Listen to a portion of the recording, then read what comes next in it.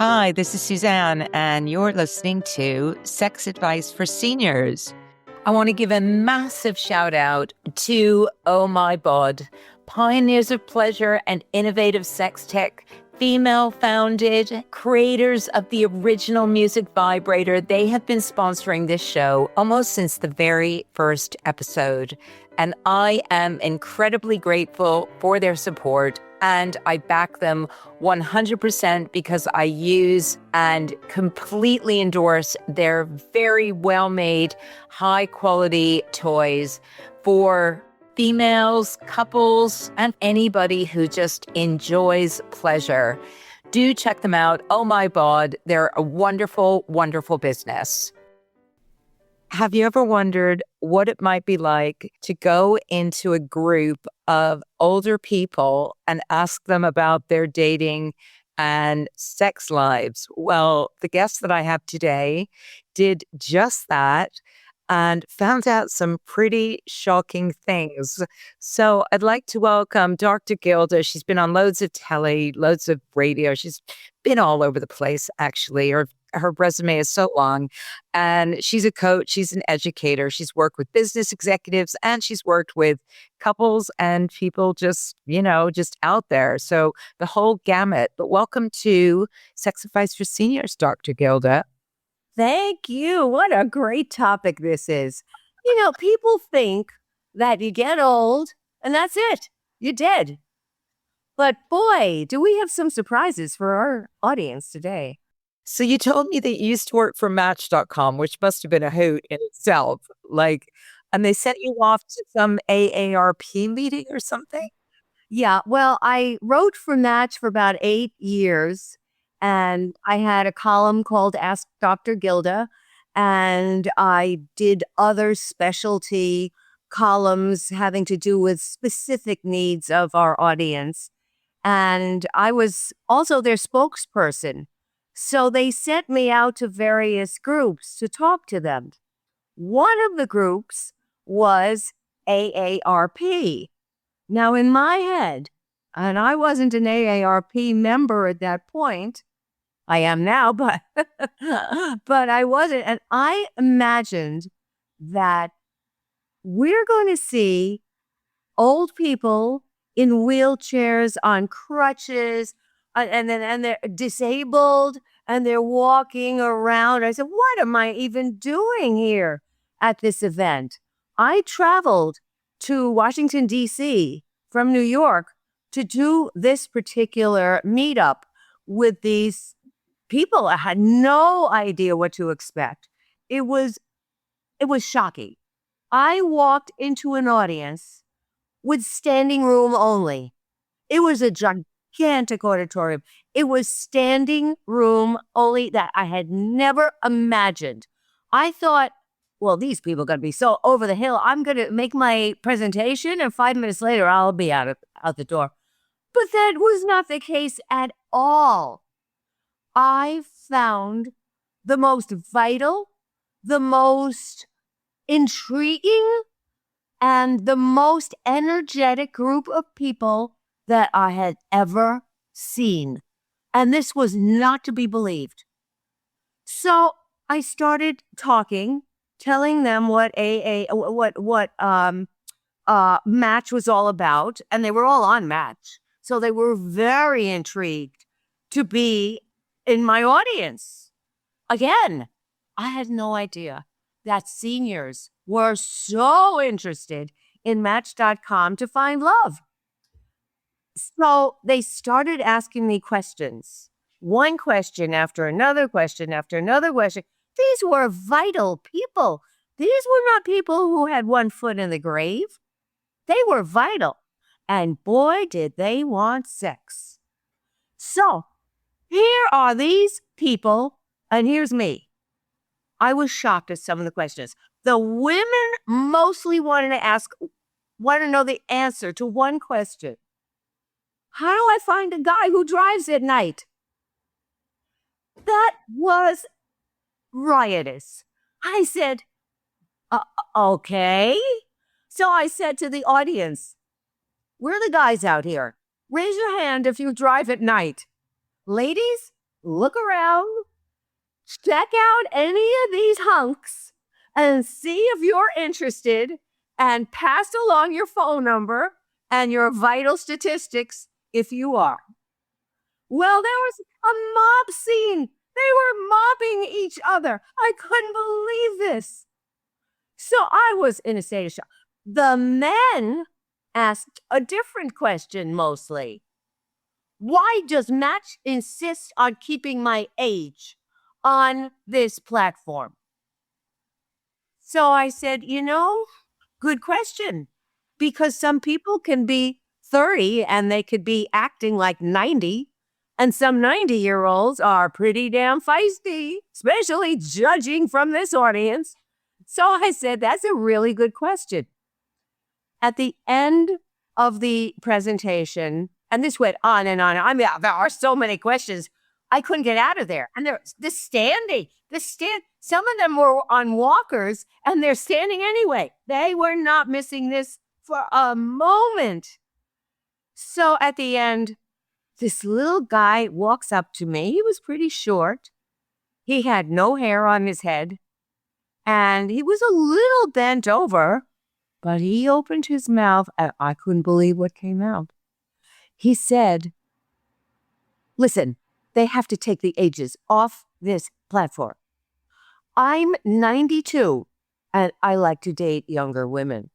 I said, oh, how young are you talking about? He said, in their 60s. And if they see that I'm 90, they might not even want to go near me. But I've got what it takes. So I thought, he's absolutely right.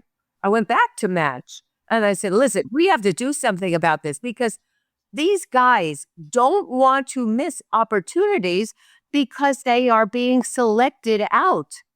Match was not interested. They said, we have to keep our audience according to the age range. And that was it. And I lost that battle with the company, but I heard the people loud and clear. This guy wasn't the only one because he wanted to date younger women in his 60s. I'm in Thailand, right? I'm a singlish woman. I go on a dating app. I say on the dating apps that I'm 60 when I'm actually 64, right? Because I would say that I'm 59 because 60 is it's like no man's land.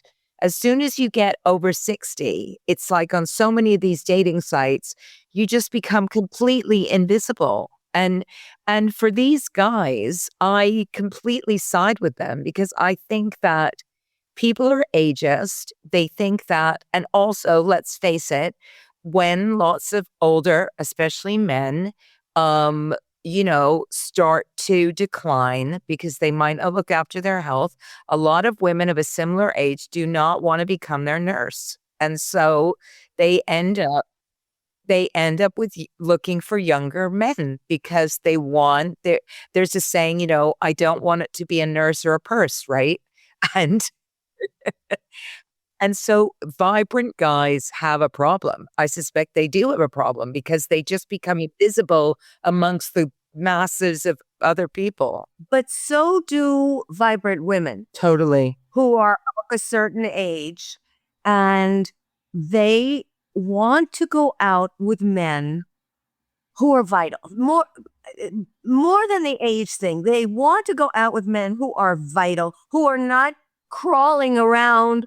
And you can't help if you have mental and physical disabilities. I mean, things happen when we get older. But I look at Jane Seymour, for example. You know her as an example? 74 years old. She is gorgeous. She has had 4 husbands. And she divorced all of them. And now she's in a relationship with somebody. She said, this is the best relation I had to go through. 4 husbands until I learned how to get it right. And this husband and this guy and I don't think I'm married. And this guy and I have had better sex than I have ever enjoyed in my life. We are free. We don't have interference. There is no judgment. We accept each other. I think he's in his 70s also. How fortunate that she found a guy of her age group, and she's able to live happily ever after. How wonderful is that as a role model for all of us? So we cannot say, well, this person's this and that person's that. Now we do know that the guys in their some guys in their 60s want women who are 20s in their 20s so that they can have the arm candy.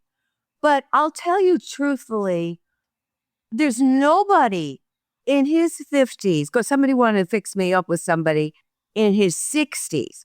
And he had just broken up with his girlfriend in her 20s.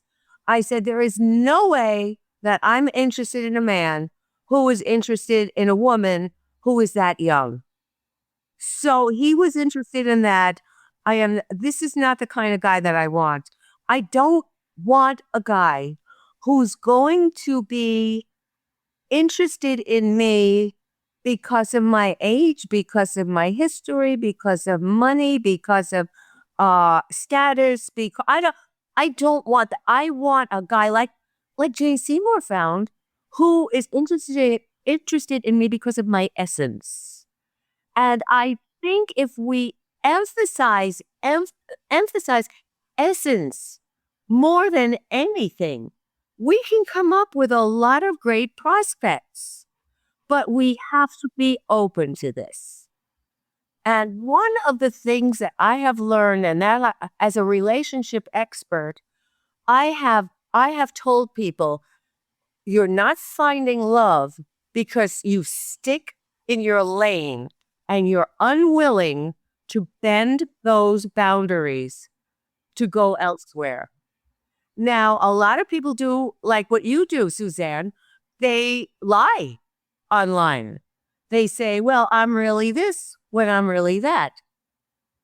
At what point, when you meet somebody, do you say, okay, this is my real age and this is who I really am? At what point do you do that? Normally on the first date, to be honest, because I need to let them know that I'm not a person who lies, but that there's a certain place and time for not being entirely truthful, in my opinion. And that's when the algorithm is fighting against you. And sometimes you have to play to the algorithm to be seen, to be considered, because the algorithm is just shutting you out. And if the way that I overcome that is by going, I'm going to knock a few years off my age, that's what I'm going to do. And then when I meet someone, I'm going to say, look, I need to be clear with you. I'm not this, I'm that. Okay. This is what I do. And, I know it's not, I wish I didn't have to be honest, but otherwise, it's tumbleweed out there. Tumbleweed. Well, there was one guy in the AARP audience who said he had just broken up with a woman because he had found that she had lied about her age. So I said, well, what is a woman to do if she's being bypassed? You see, this is the word that we're all after. We get older, but we all want to be seen. And when an algorithm says, because you're X, Y, or Z, we are going to obliterate you, what is the you supposed to do but take matters into her or his own hands and tell falsehoods to see if there's even a connection there? You don't even know that. So I went out with some guy. This was a scream. I went out with some guy I had met online. He said he was 70. And I thought, okay, that's a good age range for me. And he said, okay, let's meet at this particular restaurant. I said, okay, fine. When we got there, I thought we were going to have lunch. He said, have lunch with him. Well, then he decided, I figured maybe he didn't like what he saw. I said, he said, why don't we have coffee? I said, oh, okay, fine. Let's have coffee. So I got coffee. I sat down at the table. He was following me. He came over to the table and he sat down, and as he was about to sit down, on his fly was the biggest pee stain you could imagine. He was wearing jeans, so the yellow stain was pretty obvious. And Oh my God. I couldn't help it. I was sitting down already, and he was standing up, about to sit down right across the table from me. And I thought, oh my God, that is awful. And then I looked him up after having met him. And Wow. he was more like 90 than 70. So he liked so badly, and he couldn't hide it at his age when he was unable to zip up his fly in time. So this was, and we started talking. He was intelligent. He was interesting. He had an interesting background. Since I'm a writer, I use all of this for research. This is great. I've written 19 books. So I figured, okay, this is going to be a good one. But he was just so awful. He was just, we got along. We spoke. It was okay. But it was awful because I knew he was much too old for what I wanted. And mid-sentence, I got up and I walked out. I said, look, I have a phone call coming. I have to leave. And he screamed after me. And I had camouflaged my name because I'm a public figure. I'm not giving anybody. Yeah. So I said, I called myself Sparkle. So here he is in the restaurant screaming, Sparkle, Sparkle, please come back. How do I reach you? I don't even have a phone number for you. And I said, oh my God, I'm going. That's it. I can't do this.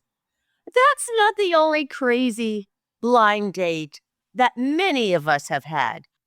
Like yourself, I've written books about my personal life, which have been published and to some acclaim. And so you and I share a history in all of this kind of stuff, right?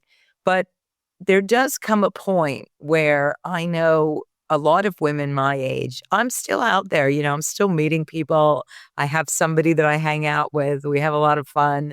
But I know a lot of women my age that are like, Suzanne, honestly, I do not know how you have the energy for this. I have been the energy. Like I've had enough dates with guys that are just lying about their age by 20 years, totally incompatible, don't look after their health. And I'm not putting guys down because I love men. I honestly do love them, but I find that oftentimes they don't put their best foot forward and they let themselves down and they let other people down. They let women down. And so they're out there saying there's no good women. I get so many emails, as you probably do, saying, where can I meet people? How can I meet people? You worked for Match. Everybody is searching, and nobody knows what the secret ingredient is. And I tell everybody, take care of yourself, present well. We're doing the best we can in how we present ourselves, maybe, or maybe not. And I do agree with you that there is a difference between the way women take care of themselves and the way men take care of themselves. A 70-year-old man with a big tummy, when I have gone to the gym every day and lift weights and really work out very, very hard, why is he not putting effort into what he's doing for his body as I am for mine? And I'd like to go to the gym on dates. I like to have people with whom I am compatible and I can discuss things that are within our realm. And if I'm doing one thing and he's not, no good. There was a guy that I had known for years and years and years. He was married. I was married. But we knew each other and we liked each other, as friends. We had dated before we got married. And now it was just a crazy time, silly time in our lives. And it wasn't a love match. And then he was free and I was free. And he said, finally, we could get together. Why don't we go out? I said, okay. And I was waiting for him outside this restaurant. And I saw him coming a block down.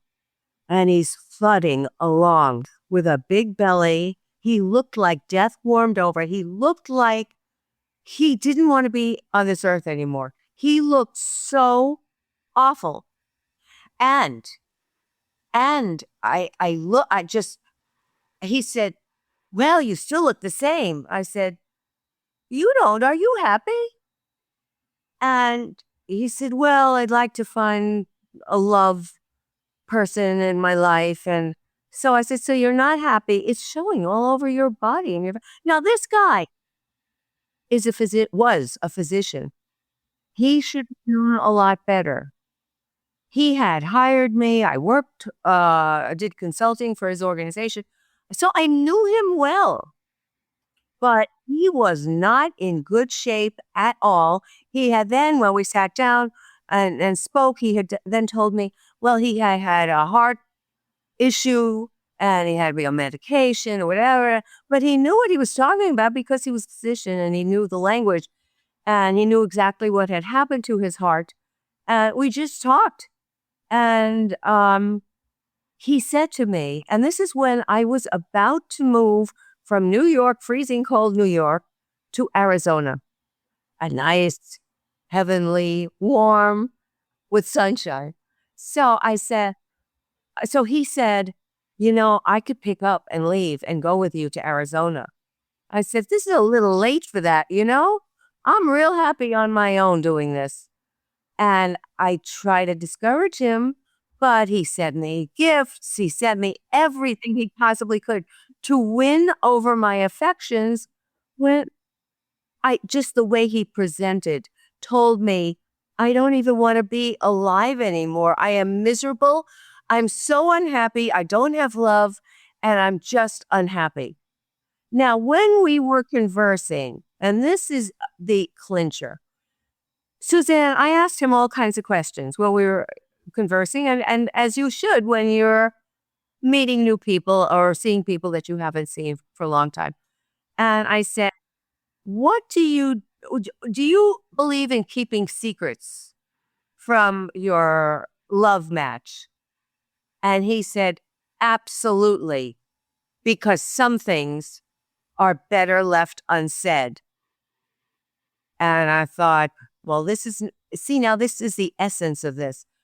I was not interested in seeing someone or being with someone whose whole philosophy was, I believe in keeping secrets and it's okay.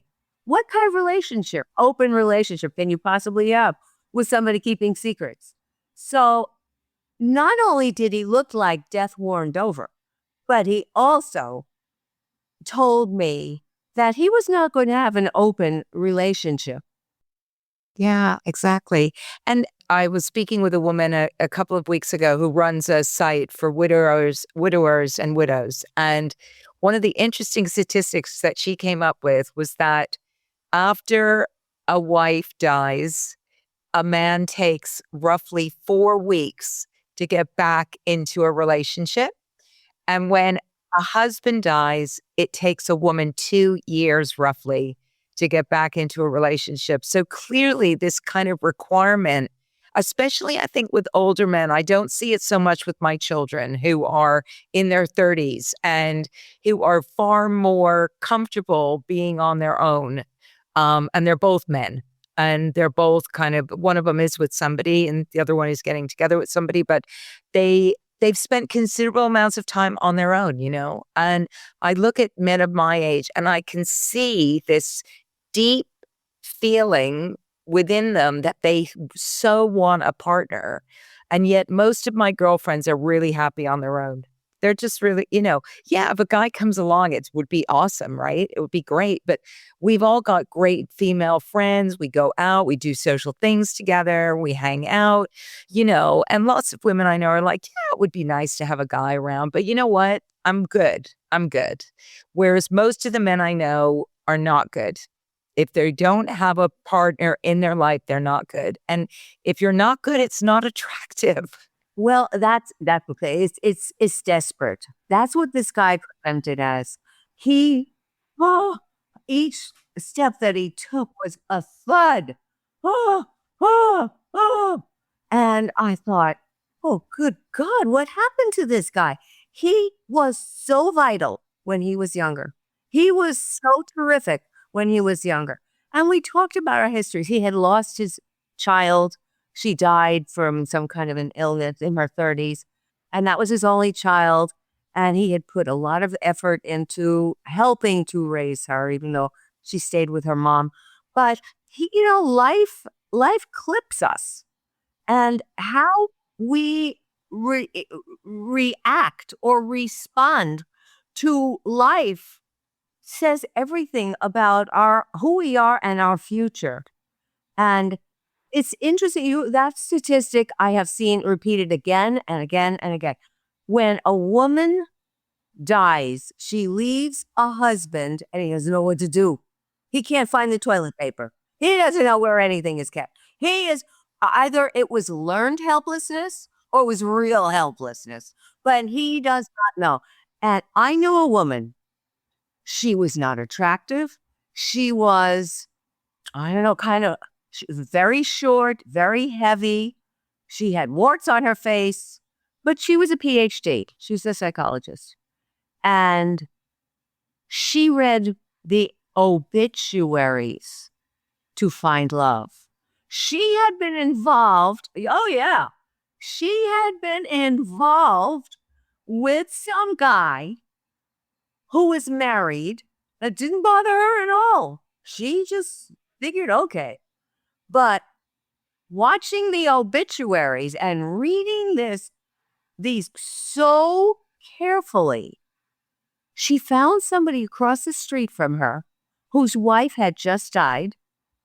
They were living in the same neighborhood. I don't know if they said hello. They didn't say hello. I don't know. But his wife had just died. Well, she brought over casserole after casserole. The dude married her. And he was an attractive physician who was very capable of finding a lot of women. But she worked the deal. She really worked it. And she said to me, tell all the women you counsel that if you are looking for love and you are of a certain age, read the obits. I said, well, that's something I have never thought of. Well, but I am going to tell my fans all about this. Oh my God, Dr. Gilda, you know what? No one has ever suggested that. I never heard that before either, but it worked. Yeah, because look, the statistics don't lie, right? These men are looking, but the thing is, most of the women I went out with a guy who got close to me very quickly, and I was like, look, this is just fun. I mean, we're just having fun here. I don't, I want to travel. I want to do my own thing. I like being on my own. I'm not looking for anything. He's like, yeah, but we're having so much fun. And I went, yeah, we are. I agree. We are having a lot of fun, but I'm not looking for a man to move in. I don't want to cook for a guy. I don't want to do all this sort of stuff. And I said, and I can see that you do. I can see that you do. And if that's what you want, then that's the kind of woman that you need to go and seek, But most of my girlfriends are very independent, and they're looking for men that are equally independent, that want to, as my mother says, good relationships are about sharing life's experiences, right?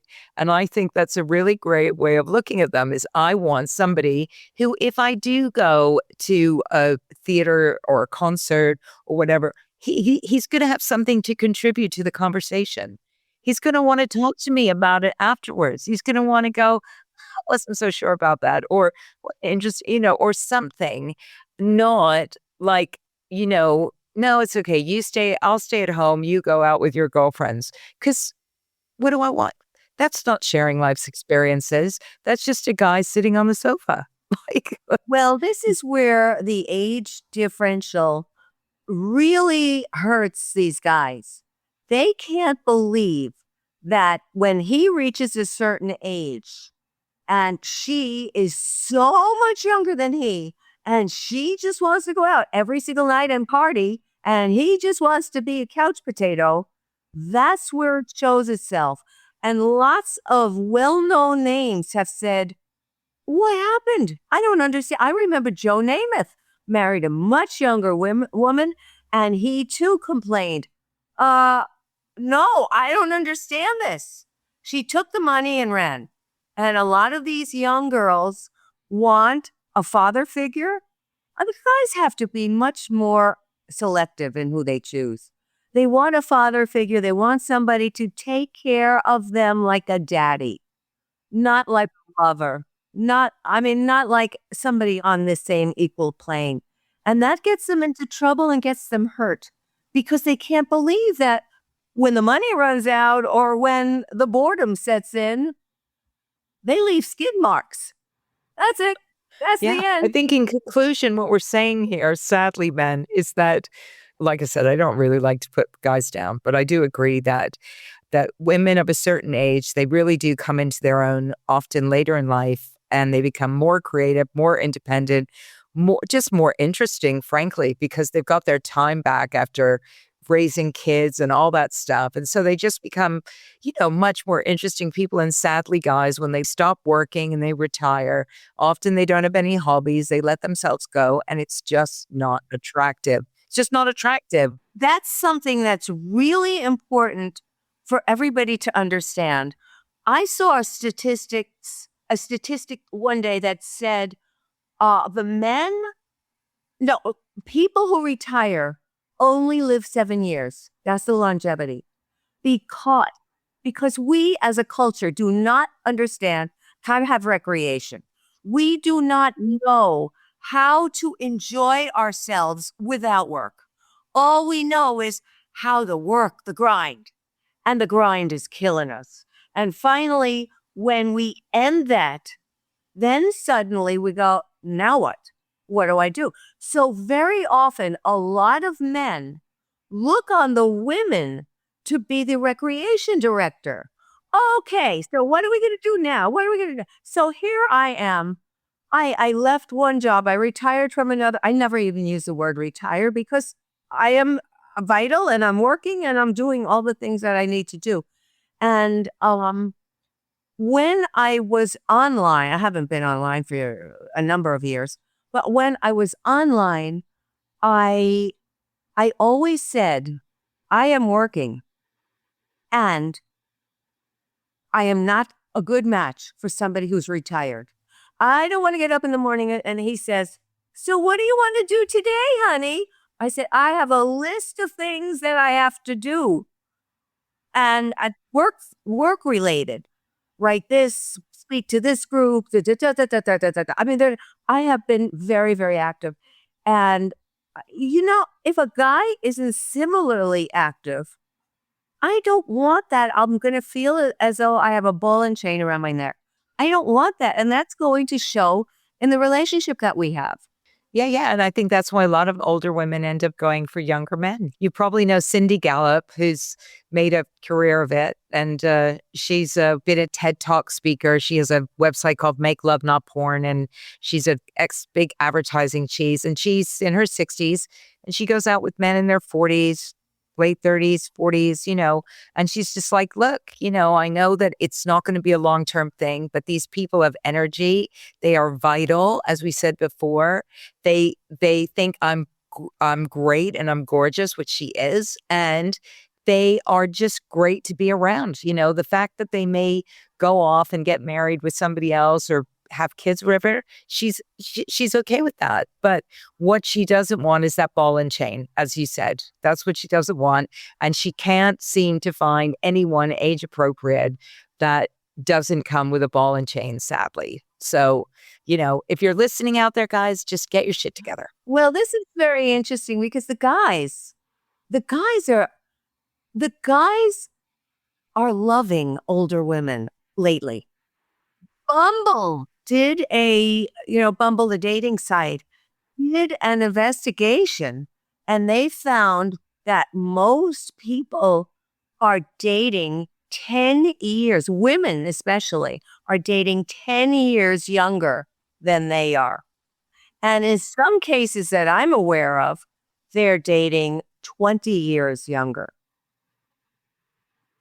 So, and the guys are just loving it because suddenly they're meeting a woman who's not playing games, who's not interested in their stupid money or their status or their country club, and is just interested in having fun with them.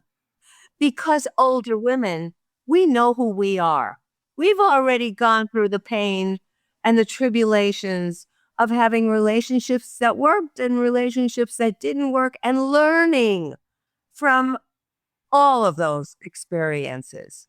And because of that, we are ready to do something with a man where we can be transparent and happy to be who we are and be able to communicate that and say, no, I don't like this. I don't like that kind of food. I don't want to. Younger women will not speak honestly. They are not transparent. They'll say, oh, anything you want. Oh, anything you want. And they're just putty in the guy's hands. And how long do you think guys want to hold on to putty? It gets boring. There's no challenge. There's no intellectual exchange. There's nothing. So, before a guy goes out, he has to determine who he is, who he wants to be, how he wants to present himself, and I say project himself in a positive way, before he tries to entice a woman into the bedroom. See, all those things matter to a woman before she jumps into bed.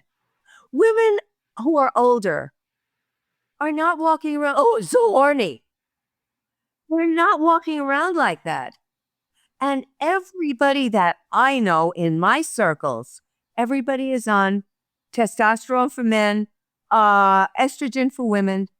I mean, and we are salvaging our older years as people who are contributing. That's it. Not old people, but people who are contributing. And I think that goes right back to where we started, which is that you made the assumption at the beginning when you went into that AARP meeting that these people were going to be past it, they were going to be over the hill, and that they were going to be just kind of not very energetic. And what you discovered instead was a room full of people who still wanted to find love and companionship, who still wanted to have sex, who still want to do all these things. So, the more you can keep yourself healthy, keep yourself engaged with the world, keep yourself in, present, fully present and knowing who you are, the more likely you are, I think, ultimately to find somebody with whom you're compatible. But if you let yourself go, guys or girls, frankly, then your chances become a lot slimmer. Gilda, it has been a pleasure to talk to you. Thank you. I love this. And we have to get onto your book that you wrote in another episode about the woke men. I'd love to talk to you about that because that thing is running wild on the bookshelves and people are fascinated by that. So anybody can look me up on Amazon and see what that is and all these other books that I've written. Brilliant. Thanks so much for coming on Sex Advice for Seniors. Perfect. Thank you, Suzanne. It was a pleasure.